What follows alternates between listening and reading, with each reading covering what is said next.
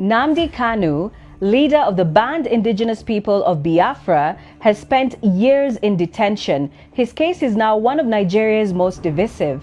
Keeping Nnamdi Kanu in detention for more than 4 years, I think is a disgrace to this nation. He has committed no crime. Nnamdi Kanu is fighting a just cause.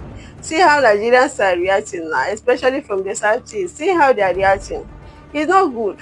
Personal level, I don't think that Nnamdi Kanu should be let free to be roaming around. The government calls IPOB a terrorist organization that threatens national unity. Kanu's supporters say he's being punished for reviving the dream of an independent Biafra.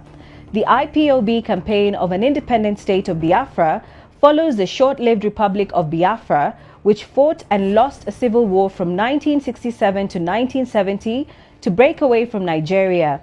An estimated 1 million people died in the war, many from the southeast.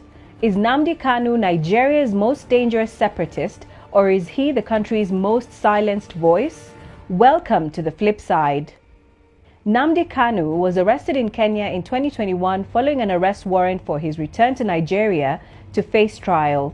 The Nigerian government maintains he was lawfully taken into custody and extradited, but his lawyers and supporters disputed that version, calling it an abduction and arguing that due process was ignored. The legal debate over how he arrived in Nigeria now forms a central part of the trial, one that's seen countless delays and polarized Africa's most populous nation. It shows that our judiciary is dead. And as a giant of Africa, it's very wrong for us to be operating a very insultive and rubbish system. Even Boko Haram, they gave them amnesties. So why are they holding in Nnamdi? As a Nigerian who respects the Constitution of Nigeria and respects the three arms of government, the legislature, judiciary, and of course, the executive, since a judge said, free this man, let's free this man and we can rearrest him again. He has many charges on him, but for any charge that he's cleared for, he can be released. I don't know why they should be keeping this. That's why the people in the Southeast are making noise. So keeping him more there will increase the insecurity in the Southeast. Nigeria's southeast still bears the scars of the civil war that ended more than half a century ago. For many, Kanu's detention feels like history repeating itself. Some argue that Kanu's case has long moved beyond the courtroom and should be resolved politically. Mazi Nnamdi Kanu is being detained in Nigeria, clearly for political reasons.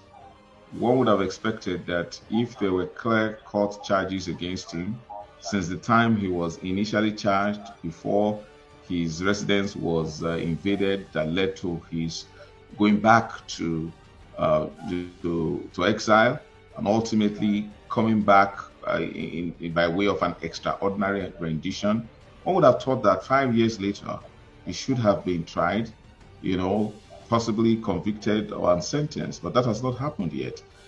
We think that everything surrounding his ordeal at this moment is political, and that's why many believe that the solution should also be political. A political solution.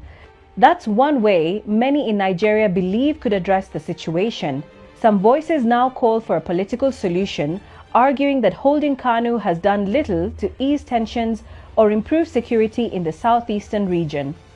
As a person who observed the situation, especially considering the situation of this country, I think it is high time for all the statesmen to come up and appeal to the president and to the government to release Nnamdi Kanu and opt for a political solution. I support political solution, and I think Nnamdi Kanu should be released now so that we can have a more peaceful nation, considering the fact that the government is releasing so many criminals. So I think it is high time for us to also release Nnamdi Kanu. As Nnamdi Kanu's trial is set to resume, Nigerians are watching closely, not just for what happens in court, but for what it reveals about the country itself.